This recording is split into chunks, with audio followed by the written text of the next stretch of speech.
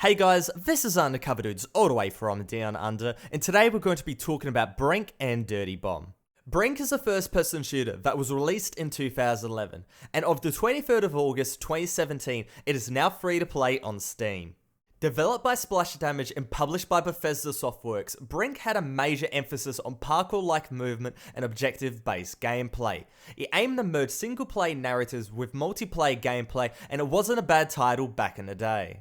However, with all of its pre-release hype, Brink majorly tanked in sales and died a very quick death.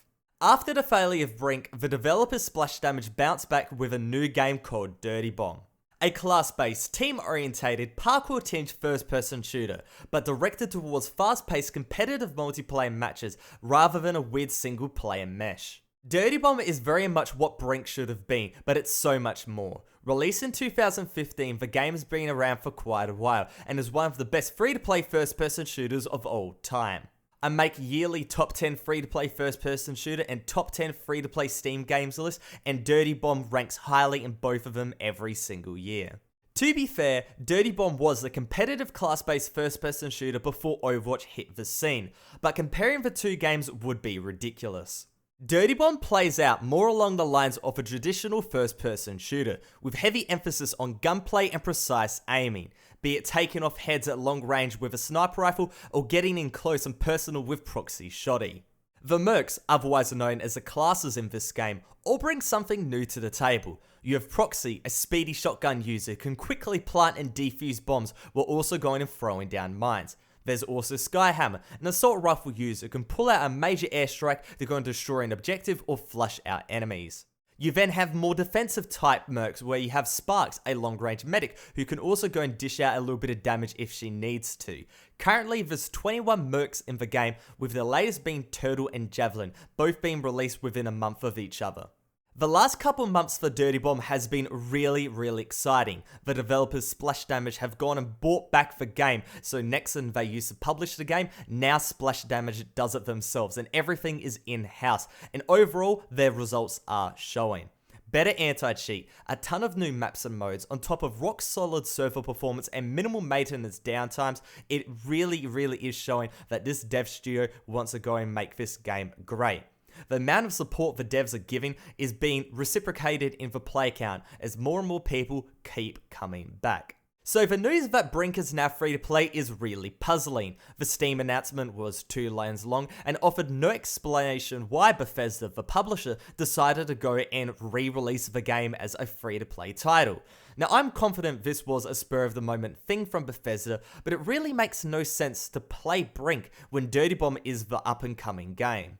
I'm not really sure what Splash Damage would make of their former baby being back online, but if you ask them, I think the first thing they would go and say is to go and play the game that has actually been actively developed on. Now this is not me going and bagging Brink. Brink is a very weird, a very niche title, and I guarantee there will be a very small, very hardcore community that will really go and live up this free-to-play release.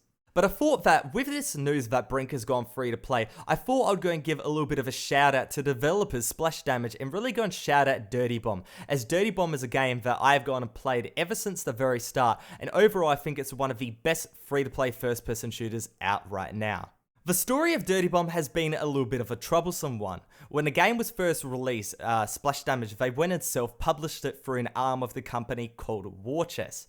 However, as the funds started to dry up, the game started to go and look a bit downhill, and Nexon decided to go and pick up the game, Nexon North America. Now with that said, Nexon is a very big company, however their direction is a little bit questionable at times and their marketing is quite questionable at times.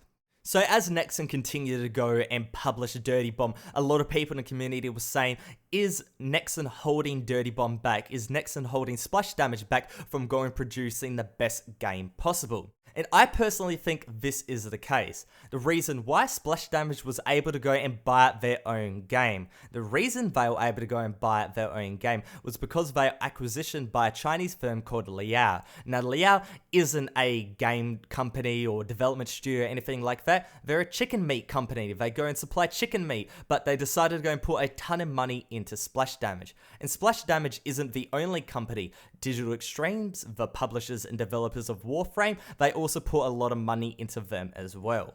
So now the stage has been set and Splash Damage can basically do whatever they want with their game. And honestly, I thought as a YouTube content creator, I would go and give them a shout out for going and providing me with hours and hours of fun. They haven't paid me to do this, they haven't even contacted me, I've never even talked to them, but I've played the game for a long period of time, and overall I thought this is the very least I could do for all the hours of fun they have given me. So with that said, links to Brink and Dirty Bomb will be in the description below. If you want to go and check these games out, I highly suggest it. You can go and compare, play a little bit of Brink and see how the game is so different to Dirty Bomb. However, it also has a lot of similarities, and try to go and contrast and compare. Tell me in the comment section below. It would be really cool to go and see what your opinion of the games are.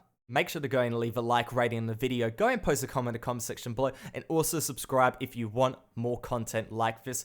But other than that, it's Undercover Dudes all the way from Down Under, out.